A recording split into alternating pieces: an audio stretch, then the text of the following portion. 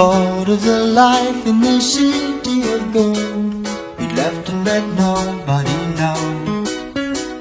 Gone were the towers he had known from a child, along with the dream of a life.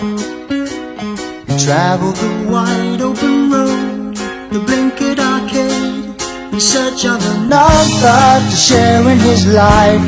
But nowhere, everyone looked so strange to him. They got no horns and they got no tail. They don't even know of our existence.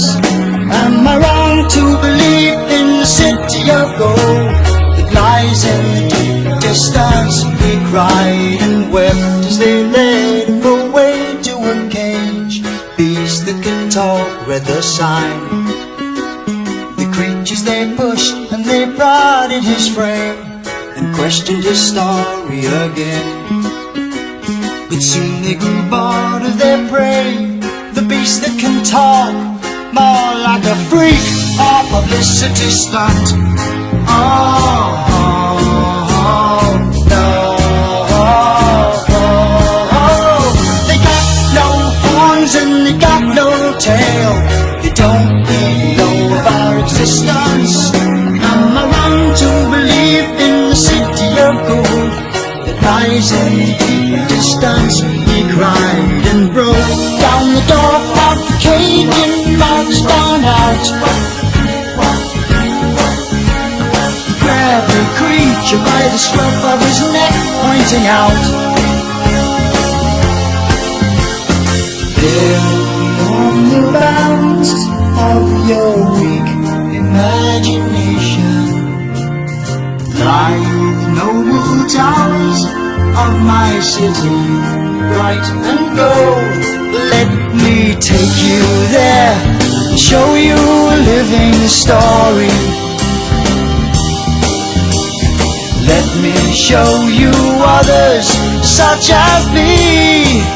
Why did I ever leave?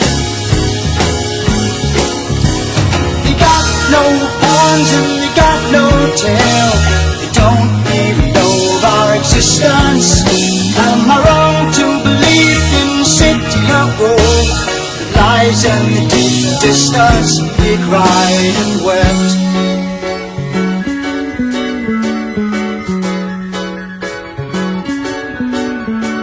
And so we set out with the beast and his horns and his crazy description of home.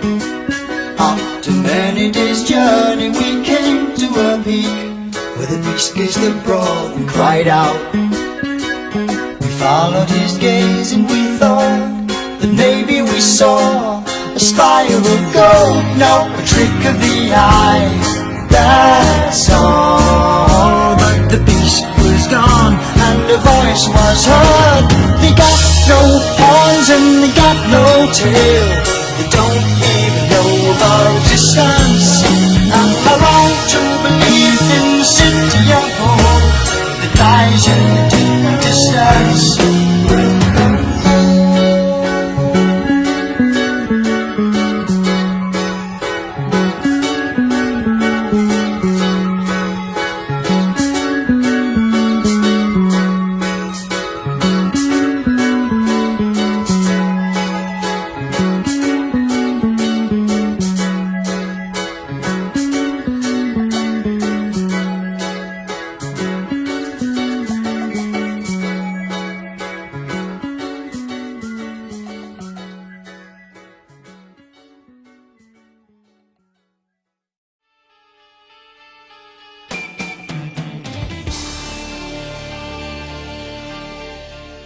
I think Trick of the Tail were definitely worried about what came next, and we definitely thought, would it work? So we did what we always do, is we said let's go in and try a bit of writing, see what happens. I think we had a great deal of fear about how people would see us without Peter. I think we were very confident we could write material that was strong enough, and the problem was obviously, first of all, finding a singer, and then even if we found a singer, how people would respond to that new singer. Although I loved Pete and still do, my feeling of, well, we'll just carry on as a four-piece. forget the vocals, we'll just carry on as an instrumental four-piece, which is what I said. There was no slight on him. It was actually meant to be the fact that I thought we could just carry on and still do it. And in fact, in doing it, proved to people that we weren't Pete's band. Well, I think initially what happened was that, you know, we sort of thought at a certain point that Phil could probably sing some of the songs. He'd done obviously done things like More Fool Me and done a lot of backup singing to Pete on various songs prior. So we felt he knew he had a lovely soft voice. So we thought things like Ripples and Madman Moon, things like that would be great for his voice. But we really weren't sure that he was. We never even contemplated that he'd be any right for Squonk or Volcano. These things that required a bit more power. And yes, we did get. We'd obviously recorded the song, and we did get this singer that we liked, and he came in and sang on it. He was our big hope. He'd made it through those audition processes and sort of arrived. So we laid down all the backing tracks and invited this guy in to sing.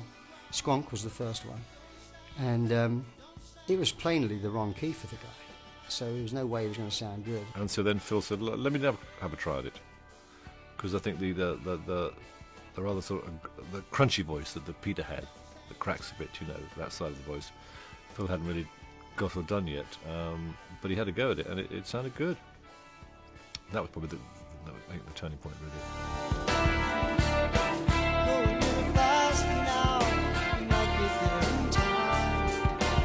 I think after years of doing, The Artful Dodger and being trained as a child actor and all that kind of stuff, I think that he had the idea in his younger days that being a drummer was a much more respectable gig. And he probably wouldn't have come forward as the lead singer if Peter hadn't left.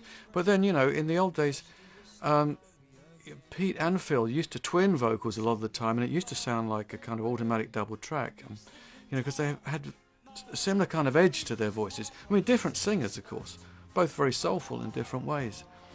But I don't know, I'm just very glad it happened, frankly.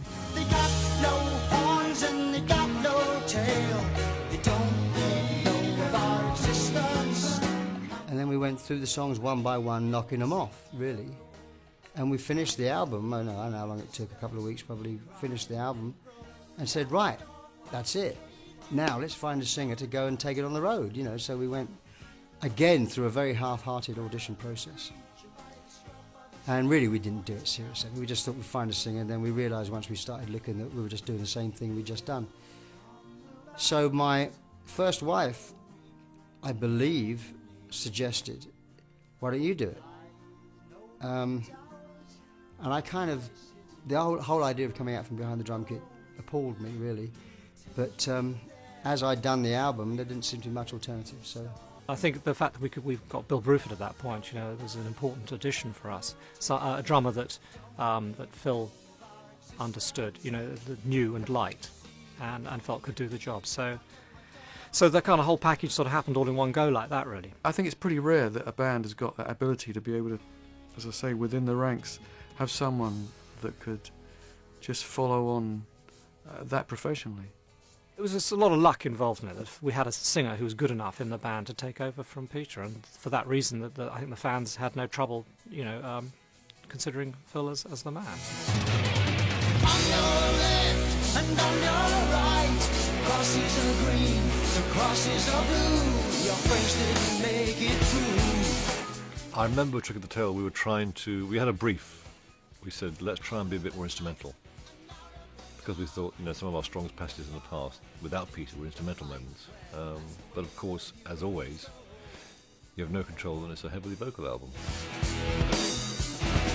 Through a crack in Mother Earth, blazing hot, the molten rock spills out over the land. Dance to Volcano was the most, started off for day one, when Mike, Phil and I were there, because Steve in fact was finishing off his solo album, and we came in the studio and we just started improvising, and what became the first part of Dance to Volcano came out of that. And I was at that moment, I felt, having come in with a little bit of trepidation, thinking, well, what's going to happen, how's it going to be without Pete and all that.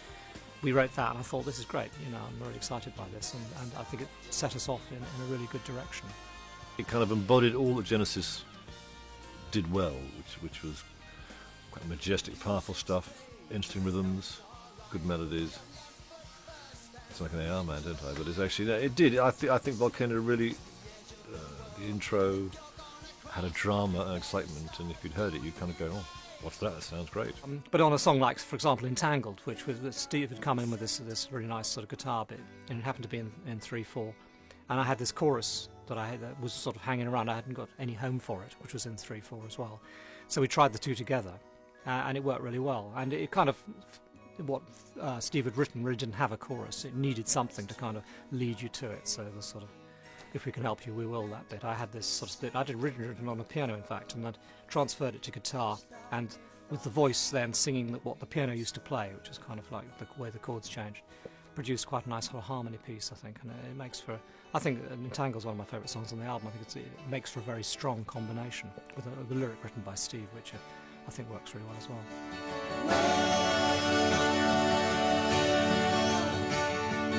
If we can help you, we will. What I used to do was probably throw in a few riffs and licks rather than whole songs.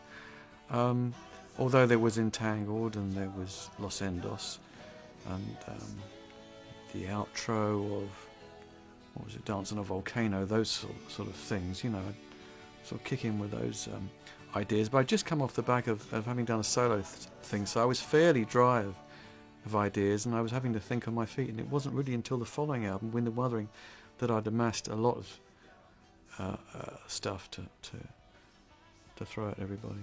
A fair amount of the album was from scratch. Like Volcano was just a jam that started. Skunk just sort of came on the day, I think, I can't remember. And Los Endos was a sort of jam thing that was developed. So it was quite sort of live and jammy at that stage. Squonk was a musical standout. I mean, I've always liked that. The idea of that. I mean, that was always our Zeppelin kind of song. You know, that was our kind of a bit of Kashmir, a bit of When the Levee Breaks. I mean, when you listen to it, it doesn't sound like that, but that's what it was meant to be. These heavy guitar chords and sort of me with my John Bonham hat on. Well, Los Endos, I think it works very well. I mean, it certainly sounded a great live piece. It was great fun to play, and I felt it really rounded off the album well. It was kind of more my baby than anybody else's. I mean, obviously melodically, you know, I'd say, "Don't go back down, down, down, down, down," and Tony would sort of make sense of the kind of the humming it. And of course, it's become over the years, it's one of the long-lasting songs from that album because it was a great stage song.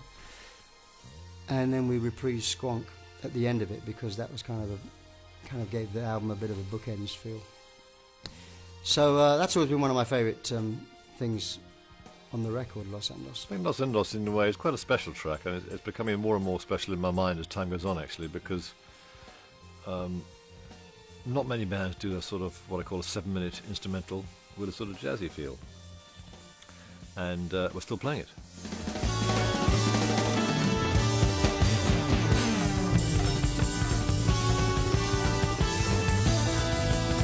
It came out, I think it was a funny thing, there was a certain element of the public who really were quite glad to not have Pete there, because he sort of made it kind of seems so strange, you know, in some ways. But I mean, other part of that I really like. But anyhow, there was a kind of, some people who had had a bit of trouble with Pete. It was a time to reassess, put it like that. And we're also lucky that at that particular period in time you didn't need a hit single, because obviously there's no hit single on this album. And I think a lot of the existing fans really liked it, and then we got some new fans, and it just seemed to sort of take off, I suppose, really. I mean, I think the previous album having been a double album as well meant that this album had a chance, you know, it was a bit easier for people to take in. And then it did very well.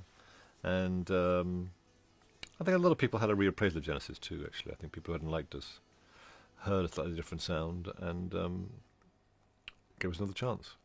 It felt great because the band was on the grow. We managed to survive the loss of our erstwhile lead singer, and Phil was doing a great job taking over. I mean, doing it in another kind of way. I mean, in a much less dressy, more kind of earthy kind of way. Yeah, audiences really were behind us, but behind me succeeding in this new role, because they still had their band, you know. I mean, if I hadn't made it happen, or if it hadn't have worked, or if they hadn't embraced the album and then the live version of it, you know, we wouldn't be here talking now.